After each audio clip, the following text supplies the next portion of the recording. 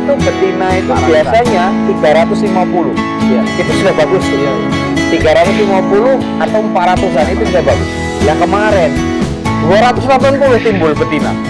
Bingung saya. Banyak jantan. Oh, masalahnya iya. Kok kayak gini masalahnya? Komplain orang, Pak, saya kan pesen 350. Biasanya saya kalau ngisi 1000 ketemu 350. Halo kawan-kawan sekalian, dimanapun Anda berada, salam sehat untuk kita semua. Kembali bersama kami, saya Fauzan dari Rumah Puyuh Berkah dan Bang Edi dari Edi Puyuh Jambi. Kami anggota dari komunitas peternak Puyuh Jambi. Nah, kita berbagi pengalaman di sini, Bang. Kita langsung saja karena sudah banyak mukadimah di video-video sebelumnya. Dan tempatnya pun di sini-sini nih, biar kawan-kawan tak bosan. Kita bahasanya pun bisa campur nih dengan bahasa Jambi. Bang, tadi kita sudah tanya nih, kenapa milih pembibitan, pemasaran fertil gimana. Nah, sekarang pengalaman pribadi nih, Bang. Pengalaman Abang beternak puyuh khususnya di bidang pembibitan nih, apa Bang kendalanya, Bang? Yang pernah ditemui? Kendala di pembibitan? Banyak. Kalau soal kendala itu banyak. Kendala dari mana dulu ya? Kendala yang mungkin buat Abang hampir frustasi ya, atau sempat down. Hampir tutup. Nah, ya itu yang penting, Bang. Kalau kendala tuh, kalau yang kecil-kecil nggak usah lah, Bang. Yang besar ya, kita ceritakan. yang besar. Ini pengalaman pribadi ya. Kendala itu ya hampir pernah tutup juga sih. Hampir pernah tutup gara-gara ada permasalahan. Nggak tahu itu timbul masalah dari mana, kok seperti ini gitu. Ya. Artinya telur ini dang lagi ngisi semuanya. Terus kemudian ini pesanan itu kalau nggak salah berapa ribu kemarin itu ya. Listrik ini overload listrik. Kemudian nggak bisa terbaca di termostat. Akhirnya termostat error. Semuanya nanggung semuanya. Masak semuanya. Satu pun nggak ada yang hidup, satu pun nggak ada yang berhasil. Akhirnya gagal di situ. Jadi pesanan tertunda, modal habis. TP orang tuh sudah terlanjur masuk. Ya. Habis saya pakai, mau berangkat lagi modal nggak ada. Iya. Akhirnya saya bingung juga. Waktu itu mau gali modal lagi dari mana? Ya. Saya hidup punya prinsip. Kalau bisa saya usaha, kepepet apapun, jangan sampai kita utang minjem duit ke bank. Ya. Karena apa? Nanti kita akan susah di situ. Gali lubang, tutup lubang, gali lubang, tutup lubang. Terkubur kita jadinya. Terkubur dalam. Habis kita di situ. Akhirnya dari situ saya berusaha bangkit kembali. Saya nyari pinjaman ke keluarga tuh kalau tidak salah. Jadi ada yang nolongi di situ. Kemudian saya mulai lagi. Mulai dari nol lagi, mulai merintis dari nol lagi. Saya yakinkan dengan pemesan itu tadi. Saya buatkan video, Pak, saya ada kendala seperti ini. Mohon pengertiannya. Alhamdulillah dia ngerti. Kemudian pernah juga, itu hampir kurang lebih kejadiannya dengan pemesan. Pemesan ini kalau nggak salah kemarin itu pesen 2000 puyuh. DP sudah masuk, 5 juta masuk. Akhirnya apa? Nggak jadi, DP dipinta lagi. Nah itu yang nggak ngerti itu. DP harus selesai. Nah itu, akhirnya dia ada konflik internal lah di keluarga itu. Pak, nggak jadi Pak, gini Pak, duitnya pegang dulu. Oh, saya nggak mau megang dulu. Saya balikkan duit, kataku. Ya sama-sama nggak enak lah kita. Sudahlah, kataku kan, saya balikkan lagi. Disitulah timbul permasalahan-permasalahan yang berat kemarin seperti itu. Listrik overload, tiba-tiba drop semuanya, habis terkubur, habis itu. Telur 5.000 tuh habis terkubur semuanya. Berarti kalau penetasan ini perhatian terhadap listrik itu sangat penting. Iya, itu sangat penting. Nah, terus kemudian yang sering terjadi kendalanya bukan berarti saya mencari pembenaran, tidak. Yang sering terjadi itu daya tetasnya itu nggak sesuai dengan yang kita harapkan. Nah, itu tadi. Jadi kayak kemarin pengalaman terakhir, saya ngisi 1000, harusnya timbul itu betina itu biasanya 350. Itu sudah bagus tuh. 350 atau 400-an itu sudah bagus. Lah kemarin 280 timbul betina. Bingung saya. Banyak jantan. Oh, masalahnya iya. Kok kayak gini masalahnya? Komplain orang, Pak, saya kan pesen 350. Biasanya saya kalau ngisi 1000 ketemu 350. baru kali ini saya bisa meleset seperti ini. Apa masalahnya yang timbul gitu loh. Iya, iya. Nah, itu masih misterius itu. Masalah penetasan itu yang saya alami itu kendalanya itu yang masih misterius. Kenapa kok banyak jantan? Kenapa kok banyak Kok telur betina? jantan lebih mudah menetas? Nah, Itulah mungkin. Kok seperti itu? Padahal sudah saya pelajari. Kata kawan. Iya. Nah, kata kawan, ya bukan berarti saya main YouTube terus saya paling pinter. Iya, Ya, benar, enggak, benar. enggak. Saya berdasarkan Iya. pengalaman. Kata kawan, Mas gini, coba jantannya itu Kurangi. diremajakan lagi. Diremajakan lagi. Diremajakan, umurnya diremajakan lagi. Nanti banyak betina. Sudah, saya coba seperti itu. Ya hasilnya 50-50 juga. Sama saja. Sama-sama. Nah ini gimana lagi gitu loh.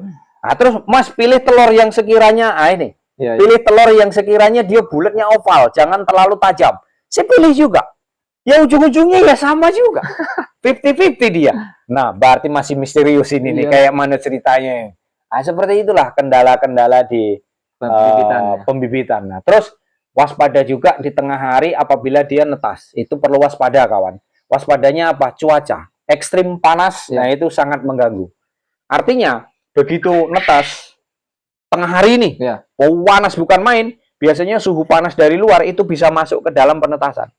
Nah itu nanti menyebabkan kematian, lemes, kemudian cacat. Nah itu banyak nanti efek sampingnya di situ. Telat dipindahkan juga berpengaruh nanti bang. Telat dipindahkan dia berpengaruh, lemes juga, mati juga kalau dia telat dipindahkan. Makanya kalau yang namanya ya semua usaha sih, Iya. semua usaha itu pasti ada kendala Ya.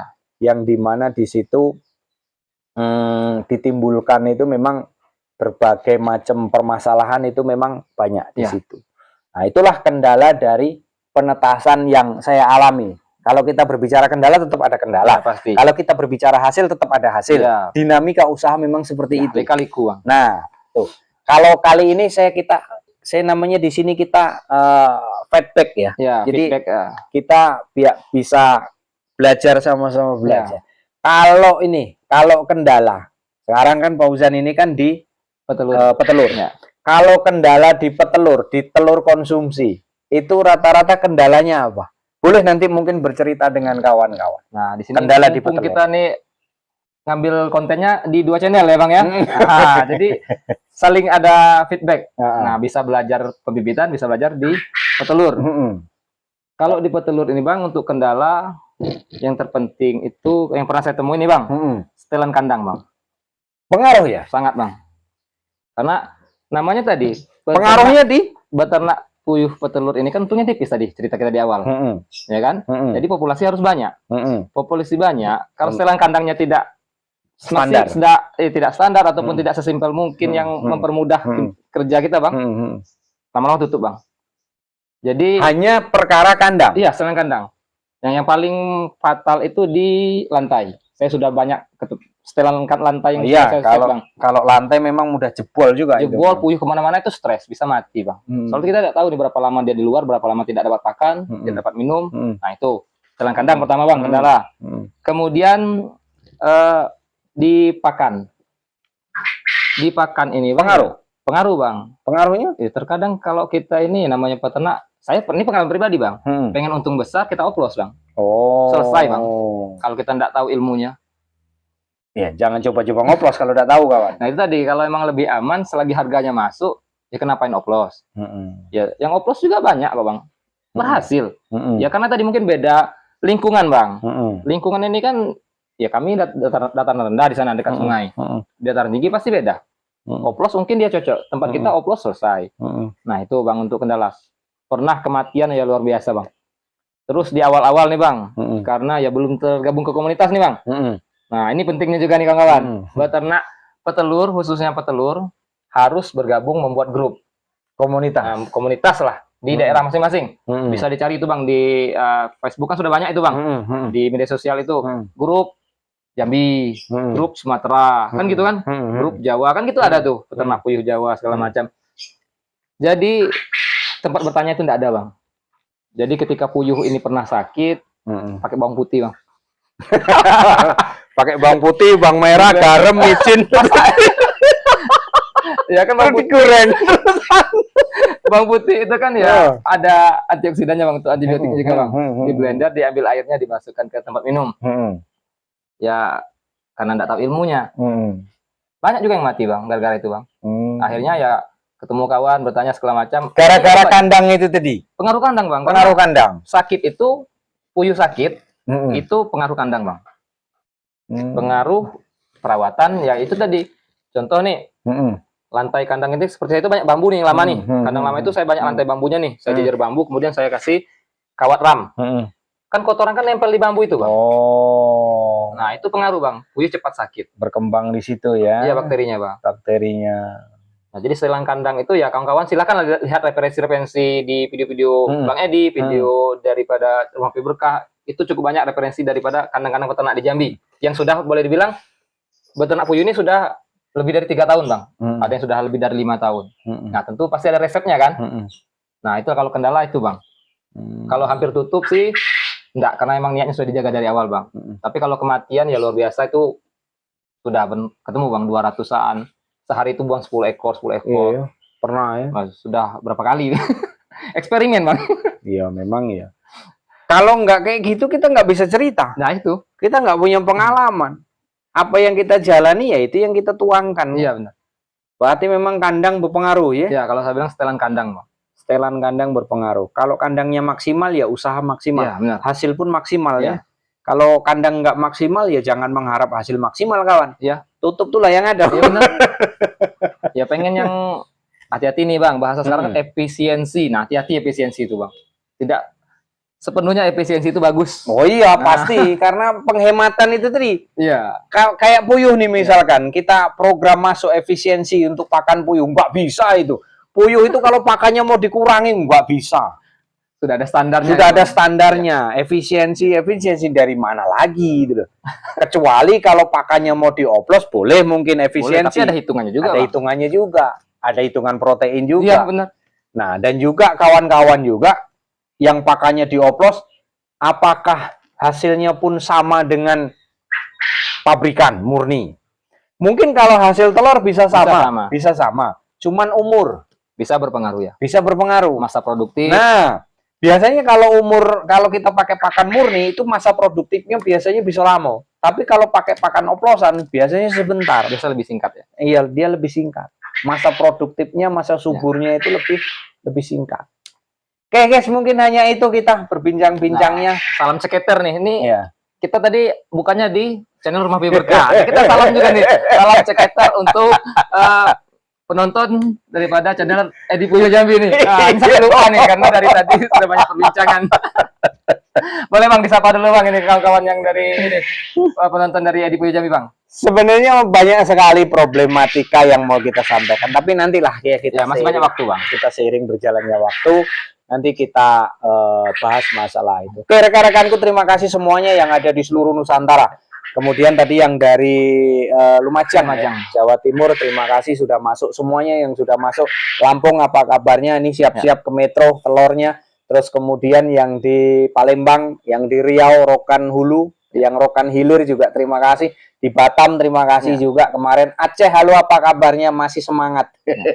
Yang di Kalimantan terima kasih. Palu terlalu jauh kawan kalau mau ke Sulawesi Tengah ya. Sulawesi Tengah, tapi nanti tidak tahulah coba dengan jasa pengiriman yang ekspres itu nanti gimana. Biasanya ekspres pun kayak mana tetap makan waktu kawan kalau jauh ya. Kalau untuk dekat ya mudah-mudahan bisa singkat. Kalau jauh ini yang kita agak ngeri-ngeri sedap.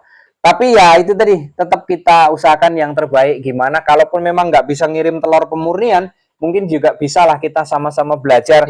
Mungkin menggali lebih dalam lagi dari konten-konten saya.